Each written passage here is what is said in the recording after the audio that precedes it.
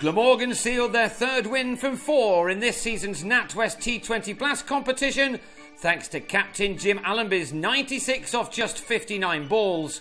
Peter Trigo replied with a career-best 94 off 59, but Somerset ended the game in Taunton 7 runs short. Having won the toss and batting, Allenby opened up with Jacques Rudolph, and the signs were there pretty early on that this was a decent pitch to bat on. Having taken 2 fours off Trigo's first over, Allenby then dispatched Craig Overton over the fence for the first maximum of the game.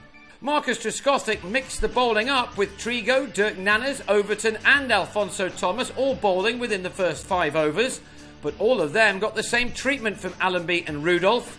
Glamorgan found themselves on 49 without loss at the end of the 6 overs of power play, and with the pitch seemingly not doing too much to worry the batsmen, they were looking good to make a challenging score. Max Waller and Craig Macheda came on to try to stem the flow, and they did pull the run rate back a fraction, but an audacious reverse slap from the South African Rudolph went the distance, and Glamorgan have moved on to 74 without loss at the end of over number 9. Rudolph had made it 240 off nearly a run a ball when he tried to take Waller over the extra cover boundary, only to miss-hit it, and Trigo completed a spectacular catch over his shoulder while running back. That left the Welshman on 94 for 1 at the end of the 12th over, and Chris Cook simply carried on where Rudolph had left off. This time it was Overton watching the ball sail over the boundary. But the young bowler exacted his revenge next ball when Cook tried to repeat the dose, only to find Thomas in the deep. Cook went for 18 to leave Glamorgan on 128 for 2 with 5 overs remaining. Cook's wicket brought in one of the world's best finishers of a T20 innings in Darren Sammy, but it was Allenby who was doing the hitting, this time off Nanners, who'd come back on to try to tighten up the last few overs. Thomas proved yet again why he's such a good T20 bowler. His second over went for only 3 runs, and his third, and the innings 17th, saw Sammy nick behind to Craig Kieswetter on 3. Graham Wagg was promoted up the order, and by the time the last over arrived, Allenby was in the 90s. But unlike Wagg, who planted Thomas over the ropes, the captain couldn't get the bowler away to complete what would have been Glamorgan's first T20 ton since 2004, when Ian Thomas hit 116 against this same opposition, which also happened to be the last time Glamorgan beat Somerset in Taunton.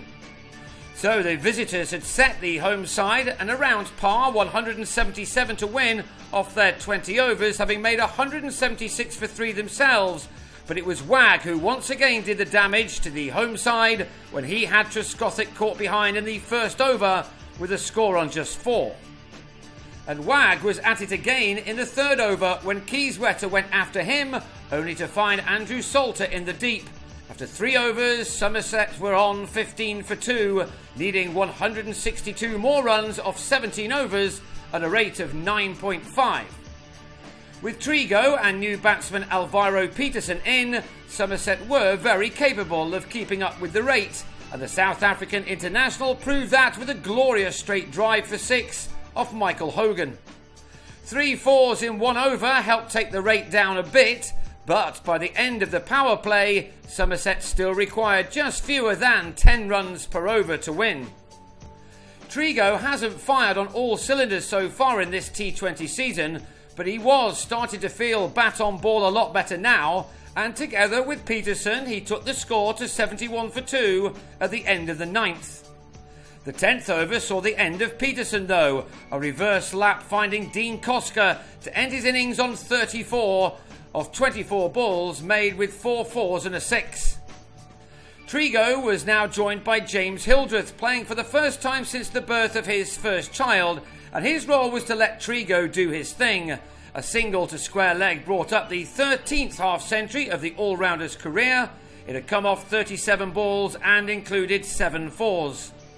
Some tight bowling from Sammy and Hogan had brought the required rate to more than 14 by the time the 18th over started, but Trigo managed to clear the ropes off Wagg in an over that went for a dozen runs, and that left Somerset needing 31 more from the last 12 deliveries. Hogan then bowled an excellent over to just about confirm his side's victory. Just 4 runs came off it before Trigo hit Wag's first delivery of the last over for 4 and his second for 6 to leave Somerset needing 21 off the last 4 deliveries. A single followed, leaving Trigo on a career best 94 before Hildreth hit a 6 off the 5th ball, but that left Somerset needing 8 more off the last one, which Hildreth could only hit to Hogan to take the catch and leave Wag with figures of 3 for 44 off his 4 overs. So, in spite of Trigo's brilliance, Glamorgan, thanks to a superb 96 not out from their captain and some very good bowling from Hogan and Wag in particular, Hogan went for only 20 runs from his 4 overs, the Welshmen ran out winners by 7 runs as Somerset finished on 169 for 4. That sees the Welshmen move into 3rd place in the South Group, while Somerset find themselves surprisingly 2nd from bottom. They have a chance to get their campaign back on track when they welcome Hampshire to Taunton next Friday, while Glamorgan will look to keep the momentum going when they meet Kent in Cardiff, also next Friday.